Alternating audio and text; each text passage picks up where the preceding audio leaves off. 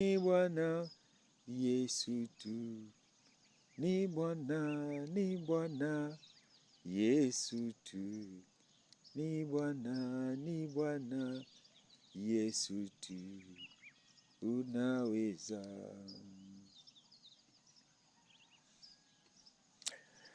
Okay, sehemu ya 3 ya siri za soko la Kariakoo. Sehemu ya 3 ya siri za soko la Kariakoo. Leo naendelea na sehemu ya 3, nazungumzia magonjwa wanayoumwa sana wafanyabiashara wa Kariakoo. Magonjwa wanayoumwa.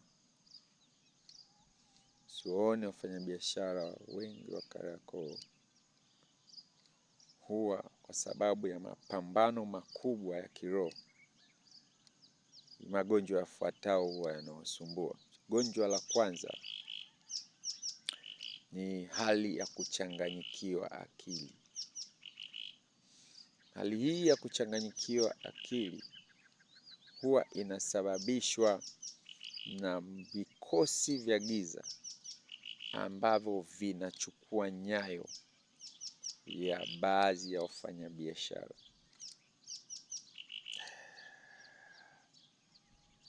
Vikosi hivi kazi yake ni kuchukua nyayo za wafanyabiashara.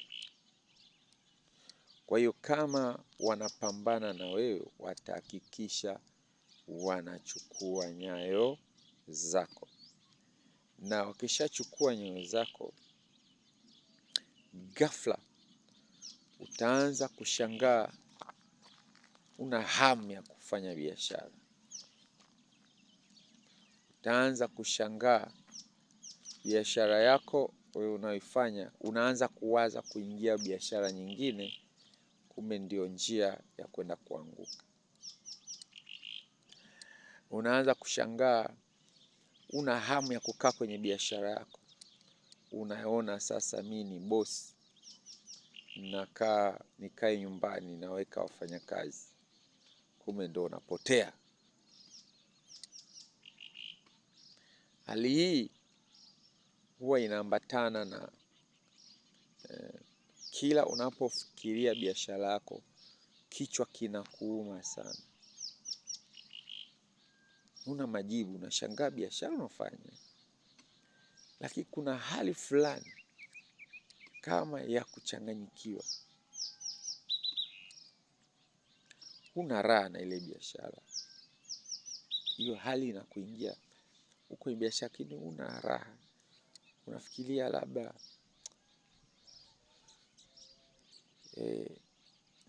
nifanye biashara nyingine. Na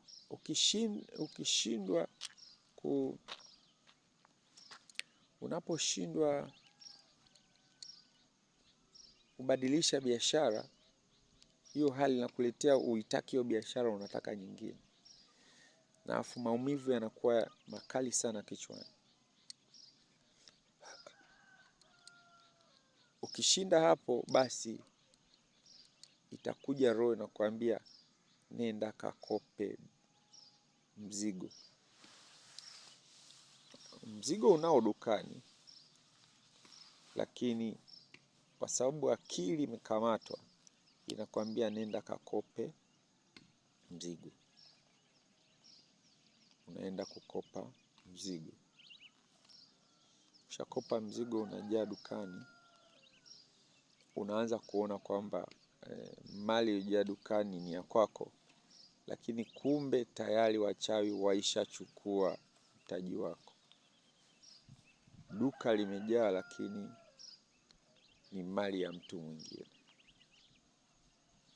Sasa unapofikia hatua hiyo, ni hatua mbaya ambayo unatakiwa kuwa makini.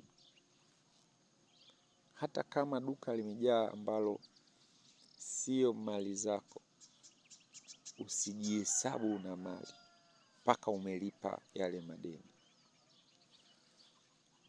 Kwa hiyo kwa sababu hii roho ya kuchanganyikiwa inaweza ikakufanya ukaona vitu vilivyojaa dukani ni vya kwako wakati umekopeshwa, basi ule mtaji wako ukaanza kuutumia katika matumizi ambayo sio sahihi, na ndio unakuja kuingia kwenye anguko kubwa. Kwa hiyo kwa wafanyabiashara Kariakoo watanielewa, unakuta kwamba ulianza vizuri kwa mtaji wako, lakini baadaye unatumia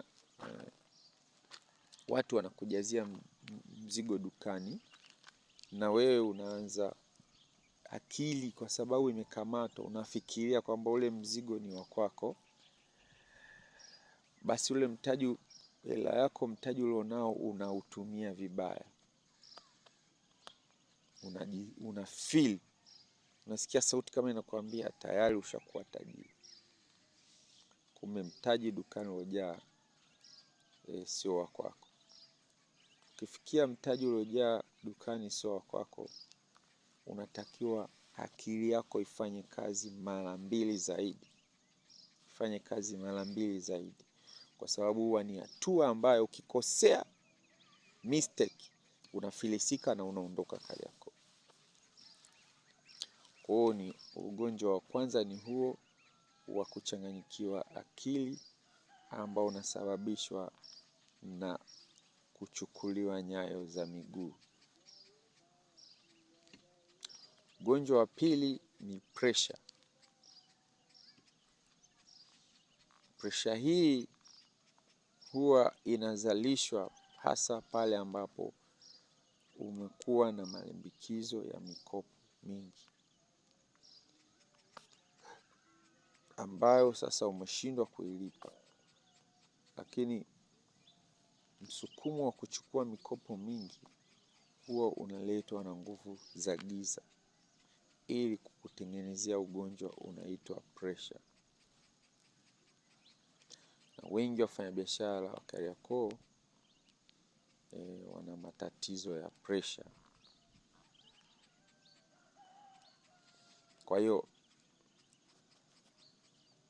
ukiwa mfanyabiashara Kariakoo, cheki pressure yako kila mara, kwa sababu hizi roho za magonjwa ya pressure huwa pia zinakabili wafanyabiashara wa Kariakoo. Ugonjwa wa kwanza nimesema kuchanganyikiwa, wa pili pressure, na ugonjwa wa tatu ni kisukari. Ugonjwa huu wa kisukari ni ugonjwa ambao unasababishwa na starehe. Kisukari pamoja na pressure unasababishwa na starehe.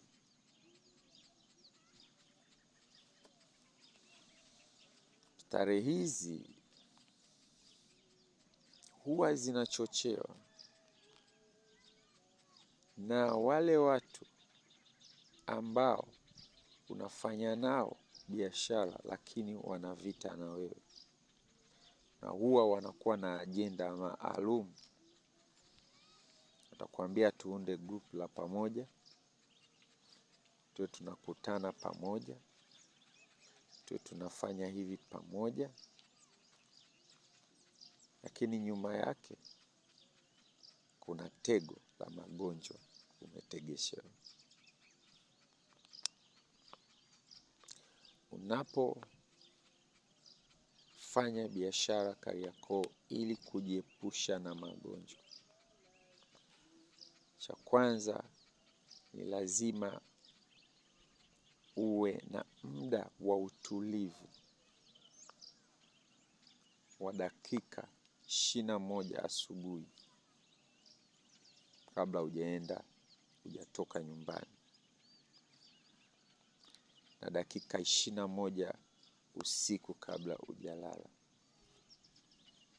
Dakika hizi unakuwa na kalamu na karatasi, unaweka simu pembeni, alafu unatulia na kutafakari siku ya leo itakuwaje. Katika kufanya hivi itakusaidia asubuhi tayari utakuwa umeshajua leo utauza kiasi gani. Ukijizoeza kuwa na utulivu wa dakika 21 asubuhi, 21 jioni. 21 asubuhi unapotulia katika utulivu wako, unamwambia Yesu, leo umeniandalia nini kwenye biashara yangu? Yesu, leo umeniandalia nini kwenye biashara yangu? Nini ambacho umekiandaa chema kwa ajili yangu? Ukishasema maneno hayo, tulia dakika 21. Utajua hadi mauzo leo utauza kiasi gani, na itakusaidia kupata nguvu ya kushinda hiyo siku.